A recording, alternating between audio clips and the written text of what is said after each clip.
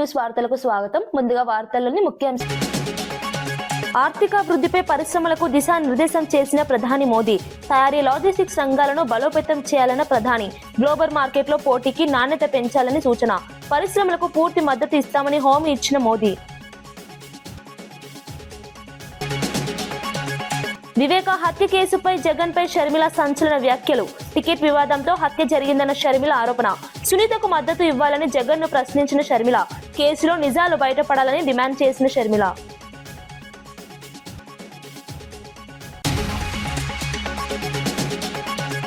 బీసీలకు హామీలపై కాంగ్రెస్ ను నిలదీసిన తలసాని యాదవ్. 42% రిజర్వేషన్లపై డ్రామా చేస్తున్నారన్న విమర్శ. బీసీలకు 1,00,000 కోట్ల బడ్జెట్ హామీ అమలు కాలేదన్న ఆరోపణ. రాబోయే బడ్జెట్ లో హామీలు అమలు చేయాలని డిమాండ్.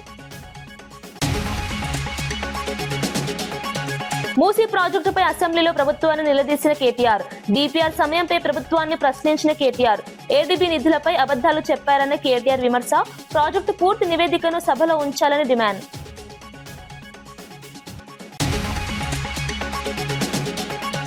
మూసీ నది పునరుజ్జీవన ప్రాజెక్టుపై తెలంగాణ అసెంబ్లీలో కేటీఆర్ ప్రభుత్వాన్ని తీవ్రంగా ప్రశ్నించారు.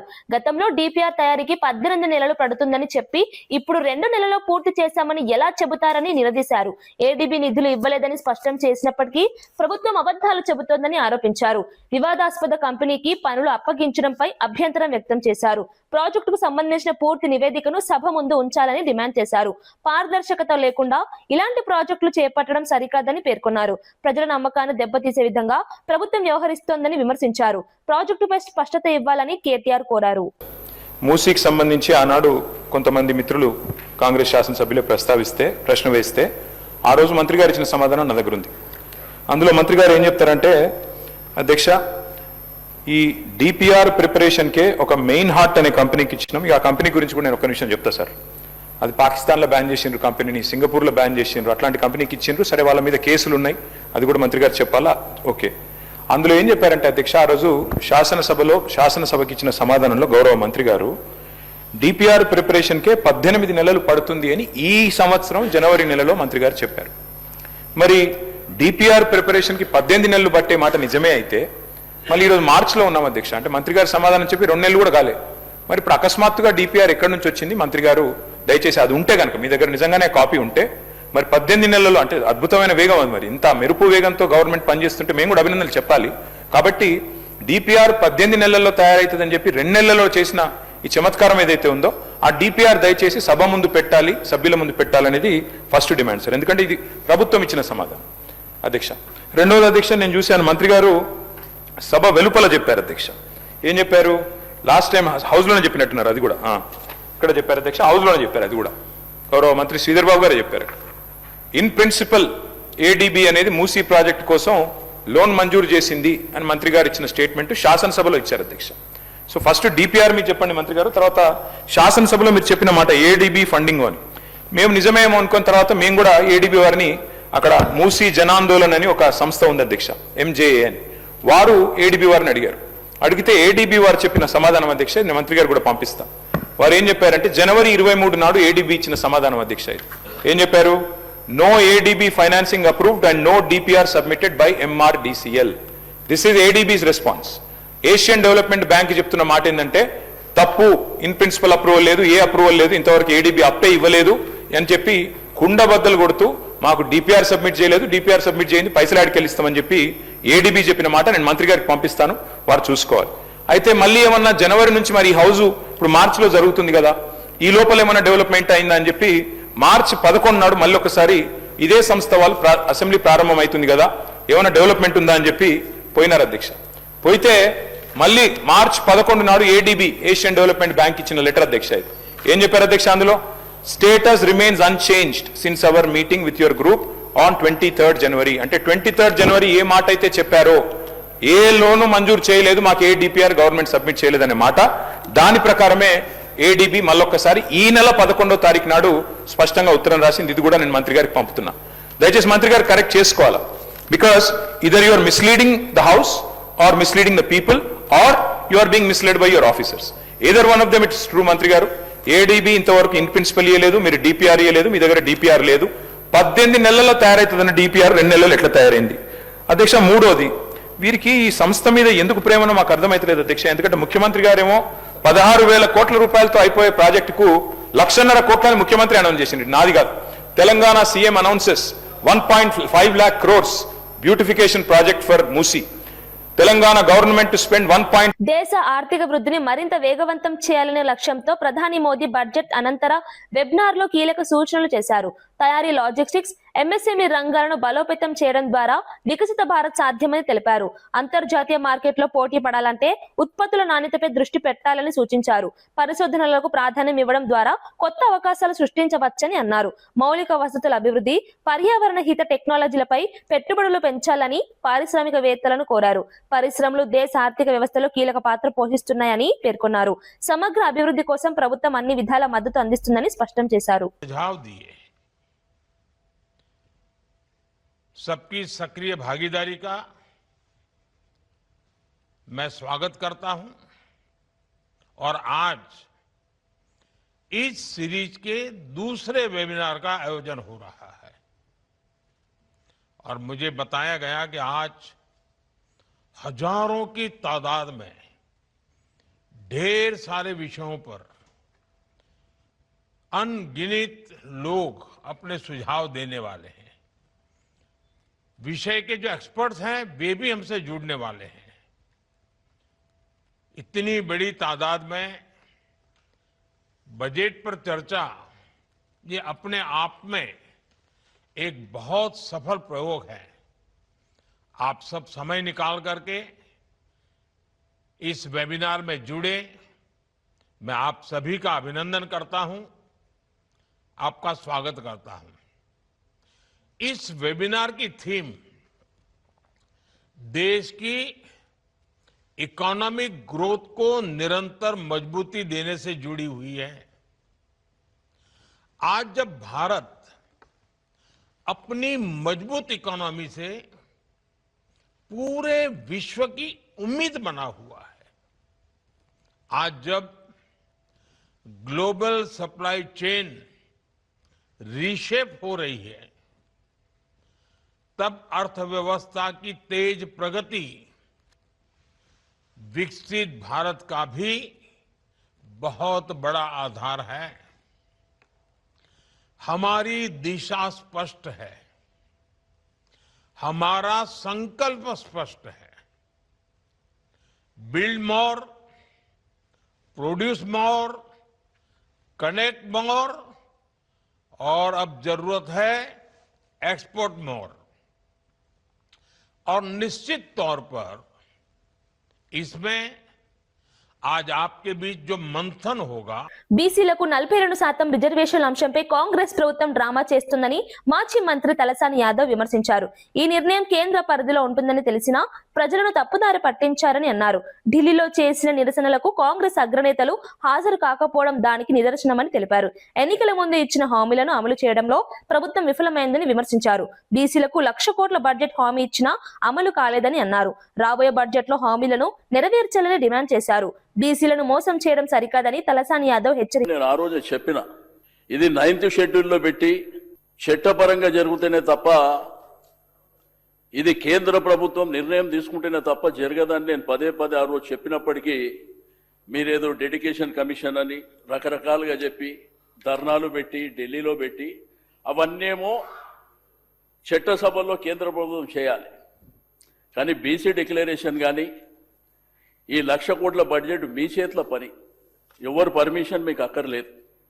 మీరు దయచేసి నా అడిగినటువంటి ఈ క్వశ్చన్ 0 ఓవర్ అయినప్పటికీ మీరేదో నోట్ చేసుకున్నామని చెప్పకుండా, ఎందుకంటే బడ్జెట్ పెడుతూనే 2 రోజులల్లా మీరేమో కొంతమందికి స్టేట్ అవే ఆన్సర్ చేశారు.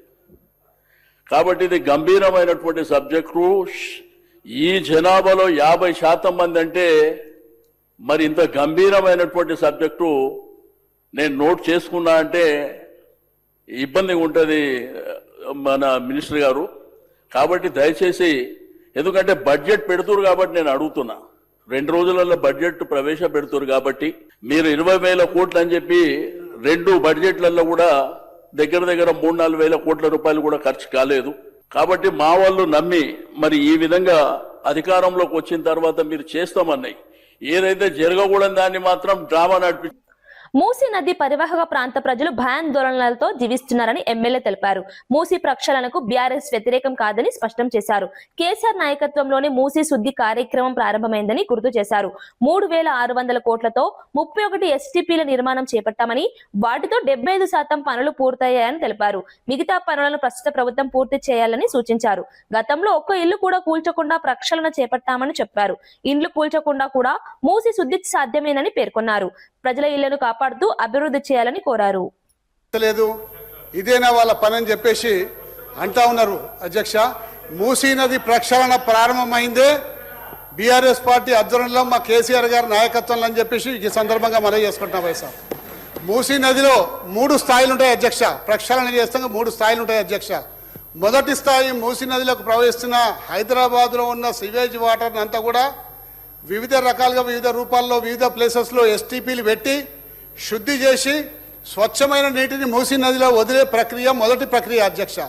ఆ మొదటి ప్రక్రియ 3,600 కోట్ల రూపాయలతోటి ఆ రోజు ముఖ్యమంత్రి గారు ప్రారంభించి 31 ఎస్టీపీల నిర్మాణం ఆ రోజు పెట్టింది అధ్యక్ష. దాని తర్వాత అవి 31 ఎస్టీపీలు దాదాపు 75% పూర్తి. సార్ షార్ట్ డిస్కషన్ పెట్టండి, అందులో కూడా పార్టిసిపేట్ చేస్తాం సార్. కానీ దీనికి క్వశ్చన్ కి సంబంధించిన వివరాలు చెప్పనియండి సార్ మమ్మల్ని. మాకు ఎప్పుడు సార్ మైకే అవకాశం ఇయ్యారు ఎట్లా సార్? నాకు అర్థం కాదు. క్వశ్చన్ కు పరిమితం కాండి. అవును సార్, క్వశ్చన్ దానికి సంబంధించిన వివరం చెప్తున్నాం కదా సార్. ఉన్న క్వశ్చన్ కే పరిమితం కాండి సార్. క్వశ్చన్ కే పరిమితం అవుతున్నాం సార్. మేమేమో ఈ పద్ధతులు చేసినాము. ఎక్కడ కూడా ఒక ఇల్లు సార్ ఇప్పుడు వారు చెప్పినట్టు సార్ అక్కడికి వెళ్ళి ఇక్కడి వరకు దాదాపు 11,000 స్ట్రక్చర్లు ఇవాళ బఫర్ జోన్ లో ఐడెంటిఫై ఆ రోజు చేసి ఉంటుంది సార్. కానీ ఎక్కడ కూడా ఒక్క స్ట్రక్చర్ కూడా కూలగొడతానికి మేము ముందుకు రాలేదు సార్. ఎందుకు రాలేదు అంటే నేను కేటీఆర్ గారు సబితా ఇంద్రారెడ్డి గారు ముగ్గురం కలిసిపోయి కేసీఆర్ గారికి విన్నవించినాం. సార్ ఇన్ని స్ట్రక్చర్స్ వస్తున్నాయి, మరి ఏం చేద్దామంటే ఇన్ని ఇండ్లు కూలగొట్టి మూసీ నది మనం అంతా అలా బాధ పెట్టి చేయాల్సిన అవసరం లేదు.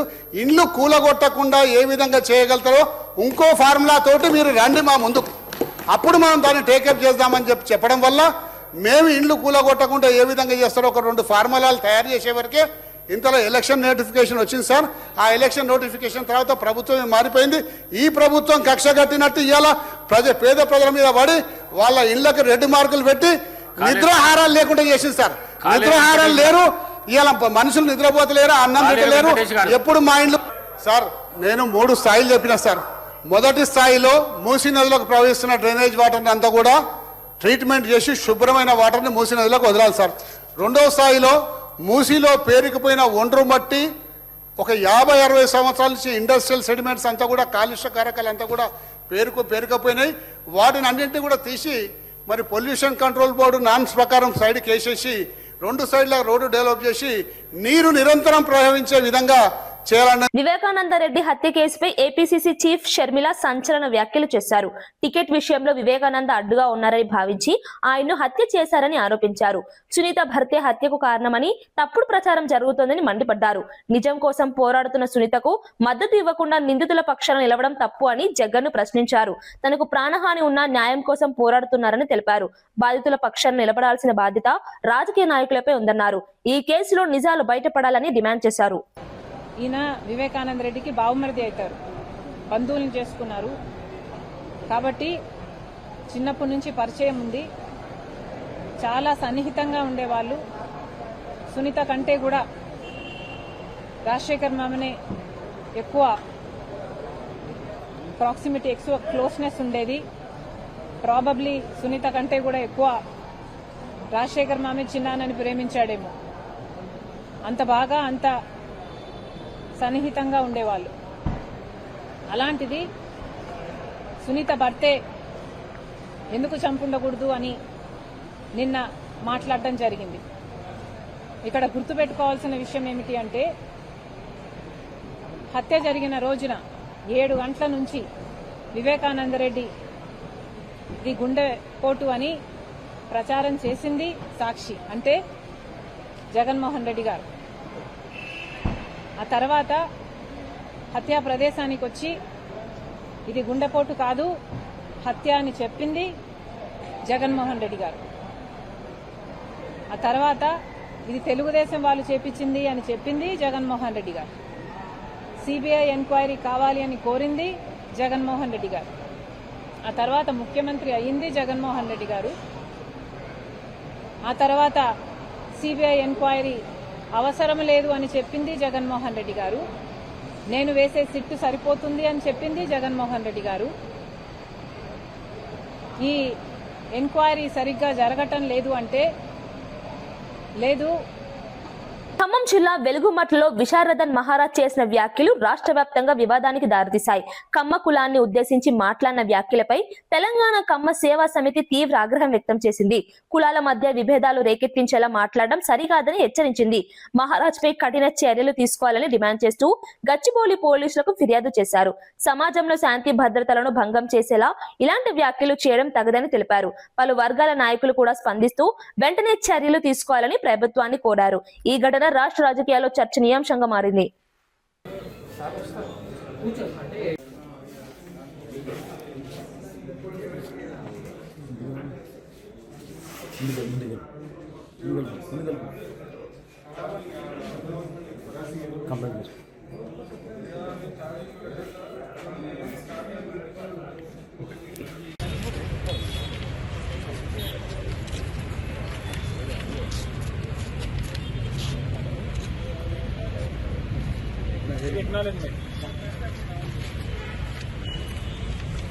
రాజేంద్రనగర్ పరిధిలో గ్యాస్ మాఫియాపై సివిల్ సప్లై అధికారులు దాడులు నిర్వహించారు.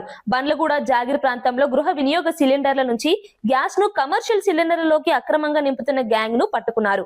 ఈ దాడుల్లో 104 డొమెస్టిక్ సిలిండర్లు, 58 కమర్షియల్ సిలిండర్లు, 50 చిన్న సిలిండర్లు స్వాధీనం చేసుకున్నారు. ఈ ఘటనపై 3 కేసులు నమోదు చేశారు. అక్రమ గ్యాస్ వ్యాపారపై కఠిన చర్యలు తీసుకుంటామని అధికారులు హెచ్చరించారు. ప్రజలు ఇలాంటి కార్యకలాపాలు గమనిస్తే వెంటనే సమాచారం ఇవ్వాలని కోరారు.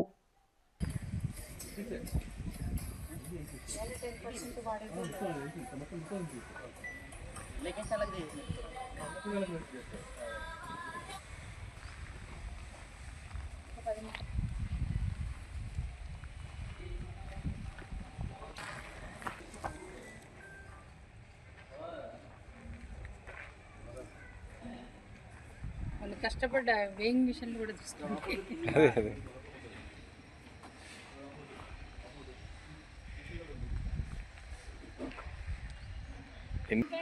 అసలు కరెక్ట్ కాదు. ఎవడు తయారు చేస్తాడో ఏమో పెద్ద పెంట.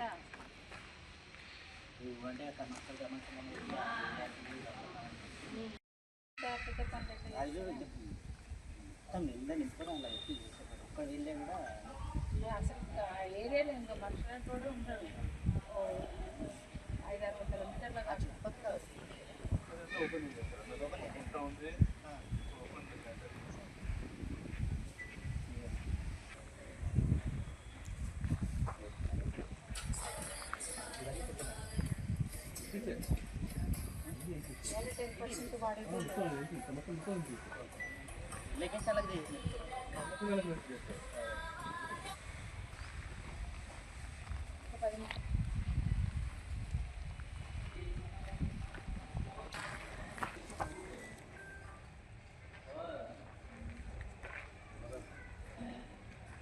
వాళ్ళు కష్టపడ్డ వేయింగ్ మిషన్లు కూడా తీసుకోండి.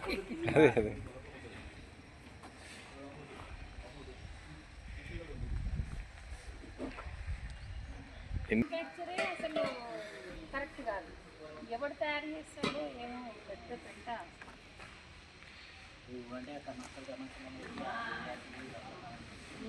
రంగారెడ్డి జిల్లా కాళీ మందిర్ సమీపంలో ఉన్నటువంటి ఒక అక్రమ గ్యాస్ రీఫిల్లింగ్ సెంటర్ దగ్గర ఒక షర్ఫుద్దీన్ అనే వ్యక్తిని మరియు ఒక దీపేష్ సింగ్ అనే ఒక వ్యక్తి ఇద్దరిని కూడా వాళ్ళు అక్రమంగా సిలిండర్లు స్టోర్ చేసి వాటి నుంచి చిన్న సిలిండర్లు, డొమెస్టిక్ సిలిండర్ నుంచి కమర్షియల్ సిలిండర్కి రీఫిల్లింగ్ చేస్తున్నటువంటి సందర్భంలో వాళ్ళని డిపార్ట్మెంట్కి సంబంధించిన అధికారులందరూ కూడా, అదేవిధంగా ఎన్ఫోర్స్మెంట్ అధికారులు కూడా కలిసి అక్కడ దాడి జరిపి దాదాపుగా 200 పైచిలకు సిలిండర్లను పట్టుకోవడం జరిగింది. అందులో ఫుల్ సిలిండర్లు డొమెస్టిక్ అంటే గృహ అవసరాలకు వాడే సిలిండర్లు 34, అదే గృహ అవసరాలకు వాడే సిలిండర్లు ఖాళీవి ఒక 62, కమర్షియల్ సిలిండర్లు ఒక 58, 5 కేజీల సిలిండర్లు 50, రీఫిల్లింగ్ పైపులు, అదేవిధంగా వేయింగ్ మిషన్లు, రీఫిల్లింగ్కి వాడే పెన్సిల్ లాంటి ఒక రాడ్ అట్లాంటి ఒక 80 వరకు సీజ్ చేయడం జరిగింది. ఇవన్నీ కూడా ఇక్కడ మాకు దగ్గరలో ఉన్నటువంటి బిఎంఆర్ ఏజెన్సీకి అప్పగించడం జరిగింది. అయితే ఎవరైతే ఇట్లాంటి పరిస్థితులలో ఇంత ప్రమాదకరంగా రీఫిల్లింగ్ చేయడం అనేది మేము చూడడం కూడా చాలా అరుదుగా జరుగుతుంది. ఎవరో 2-3 సిలిండర్లతో దొరికిన సందర్భాలున్నా కానీ ఇంత పెద్ద ఎత్తున సిలిండర్లు స్టోర్ చేయడం అనేది ఒక ప్రైవేటు వ్యక్తులు ఒక గ్యాస్ గోదాం లాగా మెయింటైన్ చేయడం అనేది చాలా ప్రమాదకరమైనటువంటి విషయము. దీన్ని సందర్భోచితంగా మా అధికారులందరూ కూడా ఈ సందర్భంలో ఇట్లాంటి సందర్భంలో కూడా సిలిండర్లను దాచిపెట్టడం, వాటిని అక్రమ అవసరాల కోసం వాడుకోవడం అనేది చాలా ఘోరమైన విషయము. దాన్ని విజయవంతంగా మా అధికారులందరూ ఛేదించి పట్టుకోవడం మాకు సంతోషం కలిగించింది. హైదరాబాద్ మాదాపూర్ హెచ్ఐసిసిలో సెకండ్ నేషనల్ మొబిలిటీ సమిట్ ఘనంగా నిర్వహించారు. ముఖ్య అతిథిగా హాజరైన మంత్రి పొన్నం ప్రభాకర్ ఎలక్ట్రిక్ వాహనాలను ప్రోత్సహించేందుకు రోడ్డు పన్ను, రిజిస్ట్రేషన్ ఛార్జీలను మాఫీ చేశామని తెలిపారు. రోడ్డు భద్రత, స్మార్ట్ సిగ్నలింగ్ వ్యవస్థ, ఈవీ ఛార్జింగ్ మౌలిక సదుపాయాల అభివృద్ధిపై ప్రభుత్వం దృష్టి పెట్టిందని చెప్పారు. రవాణా శాఖ ప్రత్యేక కార్యదర్శి వికాస్ రాజ్, కమిషనర్ ఇలం భర్తీ కీలక వివరాలు వెల్లడించారు. సారథి, పరివాహన్ సేవలను రాష్ట్రంలో అమలు చేస్తున్నట్లు తెలిపారు. సమిట్ లో పలు రంగాల ప్రతినిధులు పాల్గొన్నారు. విధాన నిర్ణేతలు అంటే ఒక విధానపరమైన నిర్ణయం తీసుకోవడానికి అవసరమైనటువంటి భాగస్వాములు కానీ, మరి పరిశ్రమకు సంబంధించినటువంటి నాయకులు కానీ, ఇందులో స్టేక్ హోల్డర్స్ గా అంటే ఫ్యూచర్ ఒక వేఅవుట్ తీయడానికి సంబంధించినటువంటి ఆలోచన కలిగిన వాళ్ళంతా కూడా ఈరోజు ఇక్కడ మనం గ్యాదర్ అయినాం. తప్పకుండా తెలంగాణ మా honourable chief minister Revanth Reddy గారి నాయకత్వంలో ఒక విజన్ తీసుకొని ఏదైతే ముందుకు పోతా ఉన్నామో 2047 విజన్ తీసుకొని పోయే సందర్భంలో మనం చేస్తున్న ఈ యొక్క సమ్మిట్ తప్పకుండా ఉపయోగపడుతుంది, ఒక వేఅవుట్ ఇస్తుందని ఆకాంక్షిస్తా ఉన్నాం. మీ అందరి అభిప్రాయాన్ని కూడా తప్పకుండా రవి గుప్తా గారు కానీ, మా ట్రాన్స్పోర్ట్ కమిషనర్ కానీ దీని ఆర్గనైజేషన్కి ఏ విధంగా కొంత కోఆర్డినేట్ చేసిరో దీనితోటి తెలంగాణ రాష్ట్రంలో ఒక ఫ్యూచర్ యాక్టివిటీకి, ఫ్యూచర్ రోడ్ మ్యాప్కు ఒక స్కోప్ కూడా దొరకాలని సందర్భంగా నేను ఆకాంక్షిస్తా ఉన్నాను.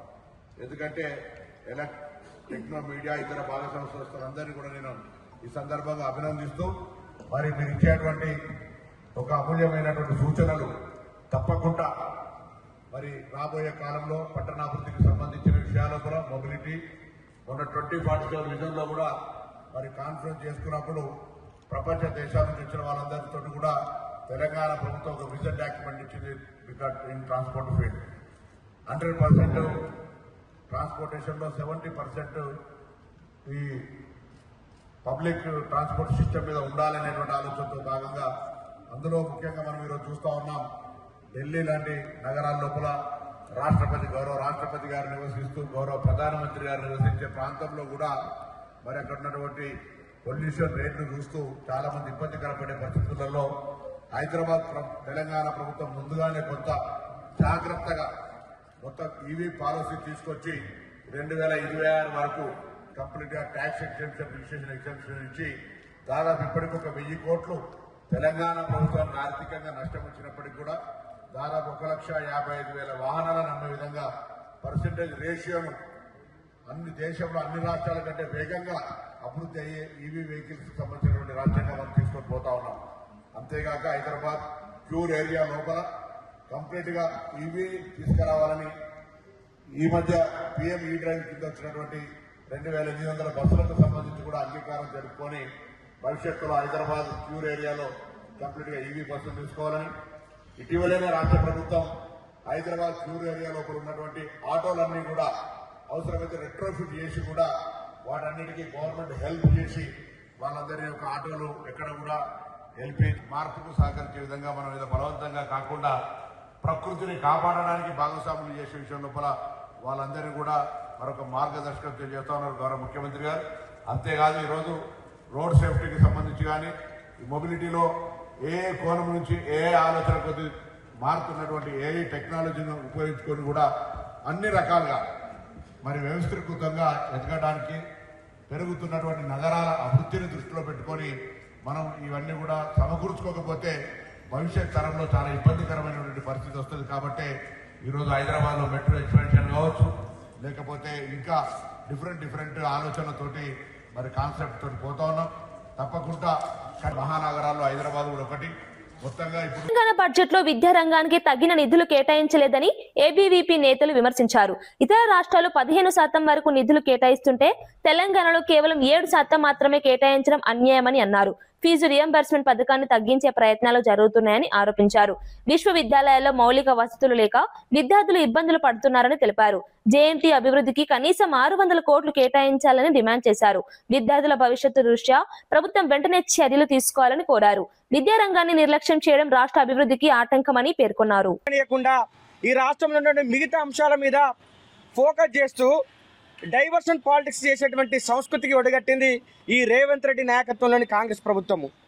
ప్రజాప్రభుత్వం వచ్చిన తర్వాత విద్యారంగం యొక్క స్థితిగతులు మారిపోతాయి, విద్యారంగానికి ఎక్కువ నిధులు కేటాయిస్తామని చెప్పినటువంటి ఈ రేవంత్ రెడ్డి గారు స్వయంగా ఈ రాష్ట్రానికి విద్యాశాఖ మంత్రిగా ఉండుకుంటూ కూడా ఈశాన్య రాష్ట్రాల్లో ఒకవైపు 14-15% వల్ల బడ్జెట్లో విద్యారంగానికి కేటాయిస్తుంటే స్వయంగా విద్యాశాఖ మంత్రిగా ఉన్నప్పటికీ కూడా 3 లక్షల పైసలకు బడ్జెట్ ప్రవేశపెడుతున్నప్పటికీ కూడా కేవలం 7% పట్టుమని 10% కూడా నిధులు కేటాయించట్లేదంటే రాష్ట్రం వచ్చి దశాబ్ద కాలం పూర్తవుతున్న నీళ్లు నిధులు నియామకాలు అనే ఒక ఉద్యమాన్ని మనము ప్రారంభిస్తే ఎక్కడైతే విద్యకు పెద్దపీట నేయాల్సిన ఈ తెలంగాణ రాష్ట్రంలో ఇప్పటి వరకు గత 10 సంవత్సరాల పాలనలో ఇప్పటి వరకు విద్యకు పెద్దపీట వేయలేదు. ఇప్పుడు గడుస్తున్న 2 బడ్జెట్లను ప్రవేశపెట్టి ఇప్పుడు 3వ బడ్జెట్ ప్రవేశపెట్టనున్న ఈ రేవంత్ రెడ్డి సర్కార్ కూడా విద్యకు పెద్దపీటనిస్తలేదు. పరిశోధనలకు కేంద్ర బిందుగా ఉండాల్సిన విశ్వవిద్యాలయాల్లో కనీస మౌలిక వసతులను కల్పించలేకపోతున్నది ఈ రేవంత్ సర్కార్. ఏదైతే మొన్న 1000 కోట్లు ఇస్తున్నానని ఉస్మానియా యూనివర్సిటీకి వెళ్ళారో 100 సంవత్సరాల చరిత్ర గల ఉస్మానియా యూనివర్సిటీకి 1000 కోట్లు ఎలా అయితే ఇస్తా అన్నారో అదే 60 సంవత్సరాల చరిత్ర గల మా జేఎన్టీయూకు కనీసం 600 కోట్లైనా నువ్వు ఇవ్వాలి. ఏదైతే నిన్నగాక మొన్న మనం చూస్తూ ఉంటే ఆకునూరు మురళి ఒక కన్ఫర్డ్ ఐఏఎస్ అధికారి విద్యా కమిషన్ పేరుతోటి ఈ రాష్ట్రంలో ఉన్నటువంటి పేద బడుగు బలహీన వర్గాల విద్యార్థులకు ఆశాజ్యోతిగా ఉన్న ఫీజు రియంబర్స్మెంట్ను తుంగలోకి దొక్కాలని నువ్వు ఏదైతే నువ్వు ఆలోచనని నీ సూచనను. వార్తలు ముగించే ముందు ముఖ్యాంశాలు మరోసారి. ఆర్థికాభివృద్ధిపై పరిశ్రమలకు దిశానిర్దేశం చేసిన ప్రధాని మోదీ. తయారీ లాజిస్టిక్స్ రంగాలను బలోపేతం చేయాలన్న ప్రధాని. గ్లోబల్ మార్కెట్లో పోటీకి నాణ్యత పెంచాలని సూచన. పరిశ్రమలకు పూర్తి మద్దతు ఇస్తామని హామీ ఇచ్చిన మోదీ. వివేక హత్య కేసుపై జగన్ పై షర్మిల సంచలన వ్యాఖ్యలు. టికెట్ వివాదంతో హత్య జరిగిందన్న షర్మిల ఆరోపణ. సునీతకు మద్దతు ఇవ్వాలని జగన్ ను ప్రశ్నించిన షర్మిల. కేసులో నిజాలు బయటపడాలని డిమాండ్ చేసిన షర్మిల.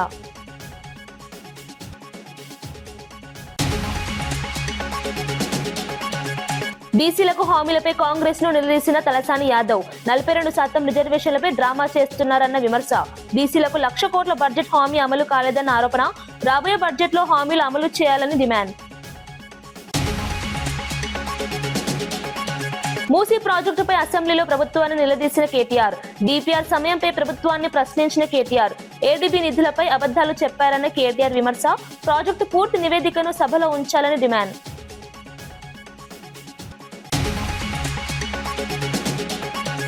ఇవి ఈనాటి వార్తా విశేషాలు. మరో బులెటిన్లో మళ్ళీ కలుద్దాం. నమస్కారం.